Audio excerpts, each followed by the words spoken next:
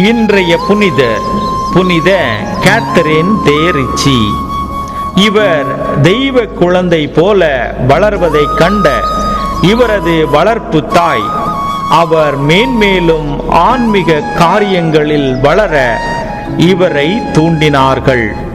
இவரை தேடி அரசர்கள், ஆயர்கள், கருதினால்கள், பொதுநிலையினர் என அதிகமான பேர் தேடி வந்து கொண்டே இருந்தார்கள். பாடுகளின் ஆனந்த வெள்ளி அனுபவம் 12 ஆண்டுகள் இவருக்கு கிடைத்தது. இறைவனுடைய பாடுகளை தன்னுடைய வாழ்வில் அதிகமாக உணர்ந்தவர். குழந்தை பருவத்திலேயே தன் தாயை இழந்து தவித்தார். வளர்ப்பு அன்னையால் வளர்க்கப்பட்ட போதிலும் இவர் மீது மிகுந்த அக்கறை கொண்டிருந்தார். சிறு வயது முதலே ஜெபம் செய்வதில் அதிக விருப்பம் கொண்டு தெய்வ குழந்தையாகவே வாழ்ந்து வந்தார்.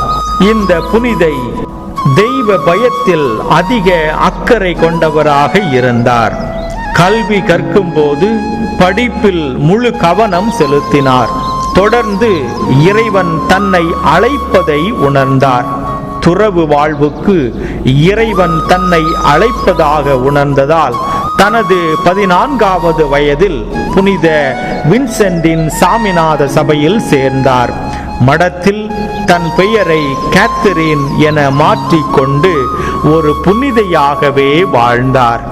ஜெபத்திலும் தவத்திலும் கொடுக்கப்பட்ட பயிற்சிகளையும் சரிவர செய்து இறைவனிடம் இவர் வேண்டிக் கொண்டே இருந்தார்.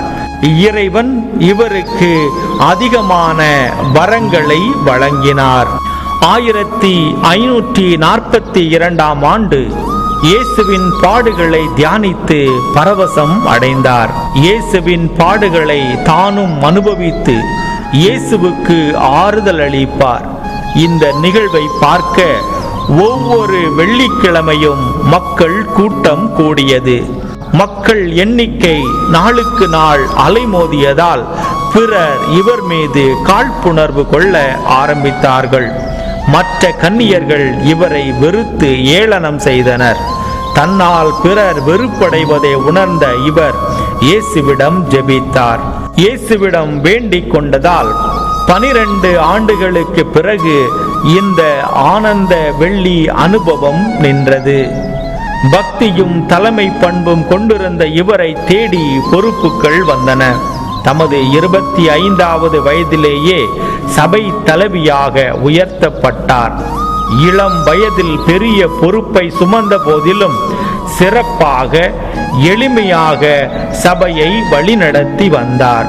இவருடைய ஜெப வாழ்வு, தப வாழ்வு, பரிகார வாழ்வுதான் இவரை புனிதையாக மாற்றியது.